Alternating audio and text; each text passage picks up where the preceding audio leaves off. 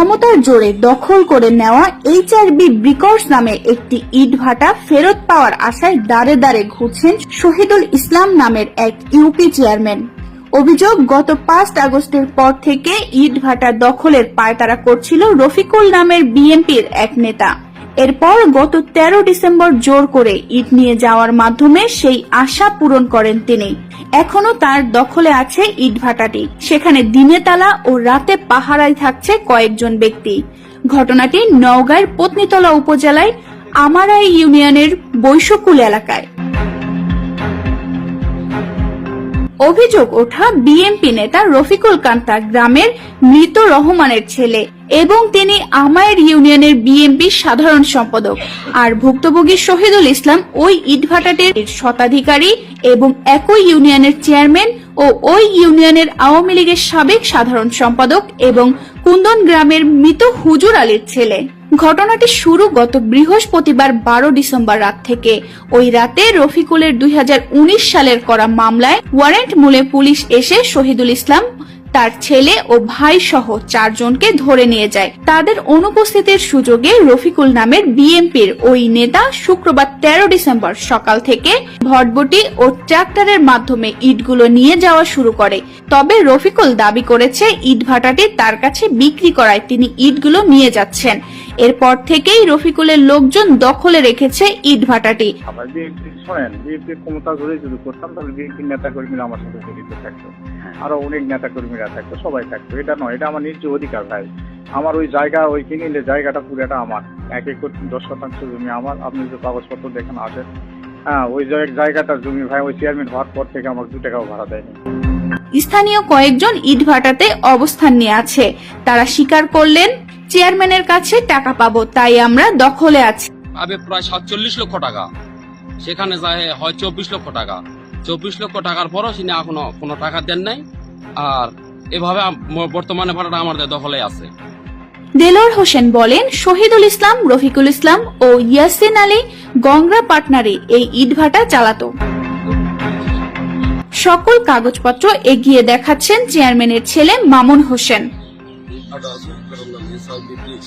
আমার বাবা মোহাম্মদ শহীদুল ইসলাম প্রথমে তারা 3 জন মিলে পার্টনারশিপ করে ইটভাটা নির্মাণ করে।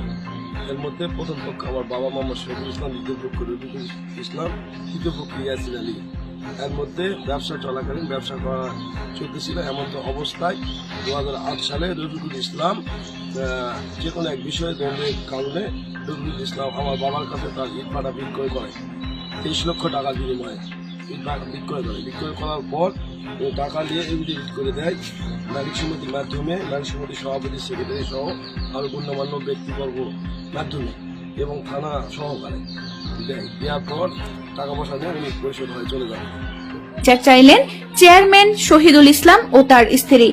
5 আগস্ট সরকার পতনের পর আমার বিএনপি ইউনিয়নের সাধারণ সম্পাদক রফিকুল ইসলাম, সাবেক মেম্বার, উনি সন্ত্রাসীমূলক কার্যকলাপ করে আমার ভাটায় ঢুকে সমস্ত ইটপাট সমস্ত লুটপাট করে লেগে গেছে।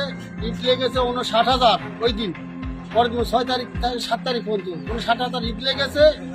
আমার 4টা মেশিন লেগেছে, আমার 1 বিরল তেল লেগেছে, আমার কয়েল ছিল, তার কারেন্টের কয়েল ছিল 4 কয়েল লেগেছে এবং আমার ইত্যাদি অন্যান্য জিনিসপত্র লেগেছে। তার সাথে আমার কাগজপত্র যেটা ছিল, এই আলমারি ভাঙা সমস্ত কাগজপত্র লেগেছে।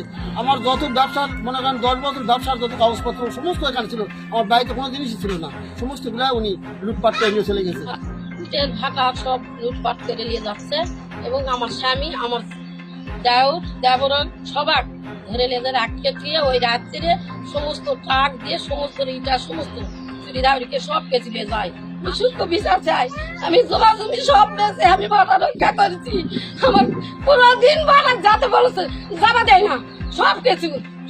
জানতে চাইলে ওই পত্নীতলা উপজেলার বিএনপি আহ্বায়ক আক্কাস আলী মুঠোফোনে জানান, এখন ব্যবস্থা নেবে, থানা ব্যবস্থা নেবে। একবার কোনো ছাড় নেই, থানায় বলেন, থানায় কমপ্লেন দেন, দেখেন ব্যবস্থা হয়ে যাবে। পত্নীতলা থানার অফিসার ইনচার্জ শাহ এনায়েত রহমান মুঠোফোনে বলেন, আমরা চেষ্টা করেও সমস্যার সমাধান করতে পারি নাই।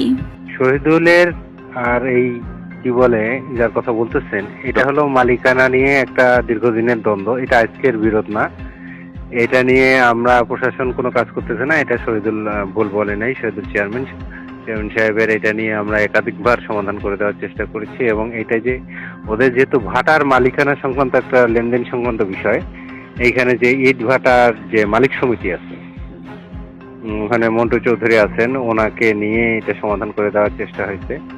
দুই পক্ষের বিভিন্ন রকম লেনদেনের হিসাব আছে। হ্যাঁ, এই জন্য আসলে এক পক্ষ পুরাটা সত্য বলতেছে সেটাও না, দুই পক্ষেরই কথাগুলার গ্রহণযোগ্যতা আছে।